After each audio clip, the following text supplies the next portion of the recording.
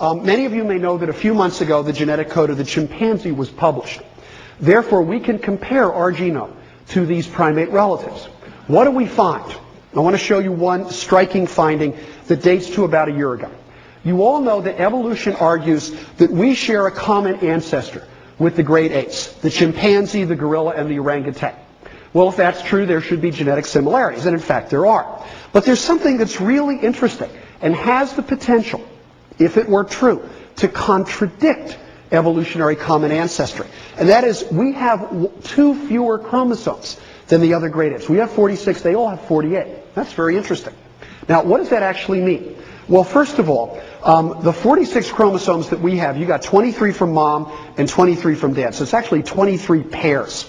These guys have 24 from each parent, so they have 24 pairs. So everybody in this room is missing a pair of chromosomes. Now, where'd it go?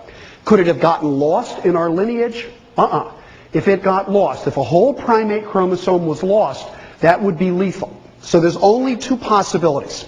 And that is, if these guys really share a common ancestor, that ancestor either had 48 chromosomes or 46.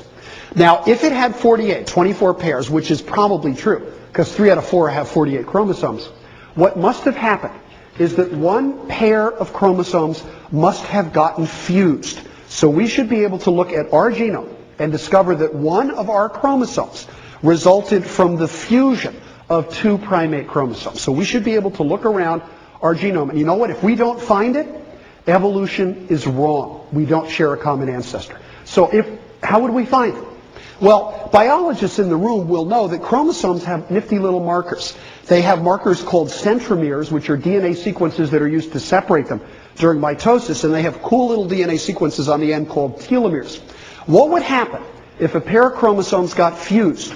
Well, what would happen is the fusion would put telomeres where they don't belong, in the center of the chromosome, and the resulting fused chromosome should actually have 2 centromeres. One of them might become inactivated, but nonetheless it should still be there. So we can scan our genome, and you know what? If we don't find that chromosome, evolution's in trouble. Well, guess what? It's chromosome number 2. Our chromosome number 2 was formed by the fusion of 2 primate chromosomes.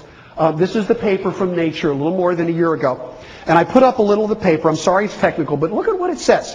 Chromosome 2 is unique to our lineage. It emerged as a result of the head-to-head fusion of 2 chromosomes that remain separate in other primates. Those of you who have not kept up with how much we know about the genome should pay attention to this, because you'll be amazed at how precisely we can look at things. The precise fusion site has been located at base number 114,455,823 to 114,455,838. In other words, within 15 bases. And you'll notice multiple subtelomeric duplications, the telomeres that don't belong, and lo and behold, the centromere that is inactivated corresponds to chimp chromosome 13. It's there, it's testable, it confirms the prediction of evolution. How would intelligent design explain this? Only one way. By shrugging and saying, that's the way the designer made it.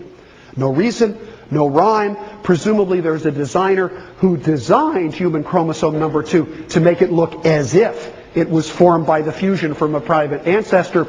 I'm a Roman Catholic, I'm a theist. In the broadest sense, I would say I believe in a designer, but you know what? I don't believe in a deceptive one. I don't believe in one who would do this to try to fool us. And therefore, I think this is authentic, and it tells us something about our ancestry.